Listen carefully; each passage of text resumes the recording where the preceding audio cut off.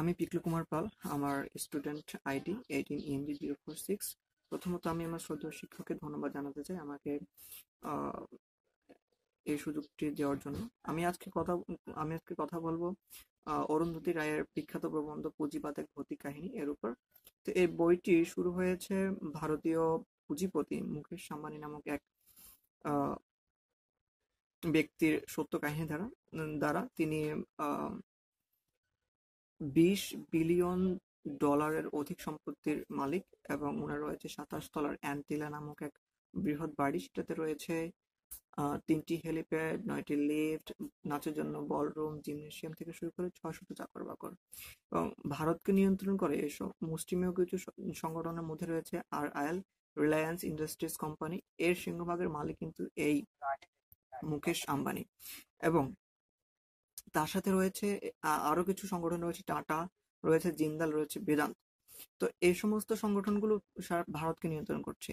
1.2 billion জনসংখ্যার এই দেশটিকে নিয়ন্ত্রণ করছে মুষ্টিমেয় এই 100 জন।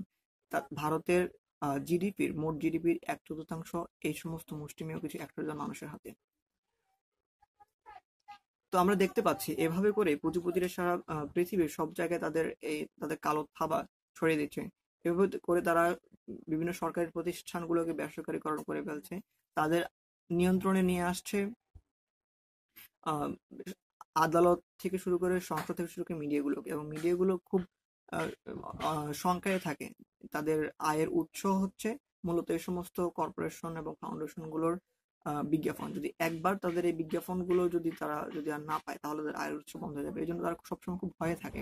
এই জন্য তারা সত্যটাকেও তারা প্রকাশ করতে পারে না।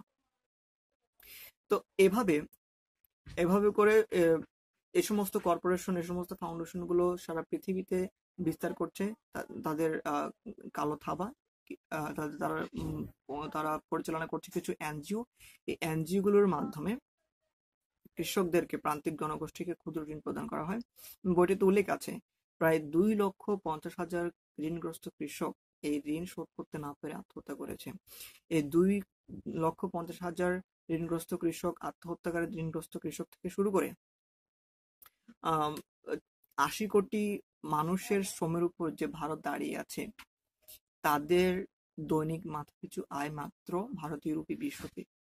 এবং এর সিংহভাগই পকেটে যাচ্ছে কাদের? এই সমস্ত মুষ্টিমেয় কিছু পুঁজিপতিদের। তারা এভাবেই করে তারা সাধারণ মানুষকে অত্যাচার করছে, নিপীড়ন করছে। এভাবে করে তারা সাধারণ মানুষের বাসভূমি থেকে উচ্ছেদ করছে।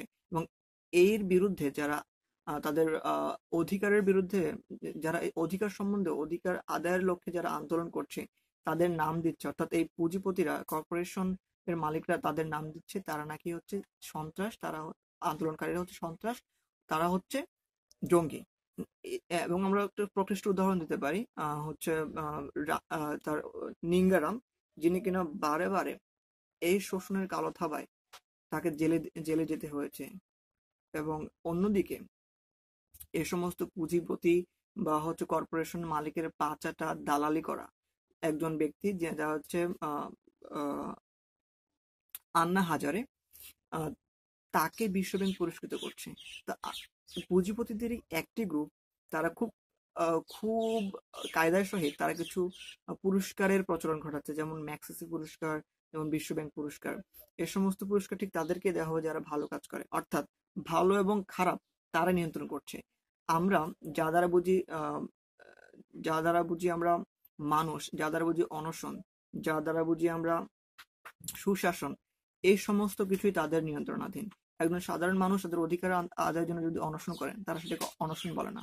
পুঁজিপতিরা সেটাকে অনশন বলে না, তারা সেটাকে বলে সন্ত্রাসগিরি। অর্থাৎ সমস্ত কিছু এখন পুঁজিপতিদের নিয়ন্ত্রণাধীন। এই পুঁজিবাদ আমাদের পৃথিবীকে একটা যুদ্ধ নগরীতে পরিণত করেছে।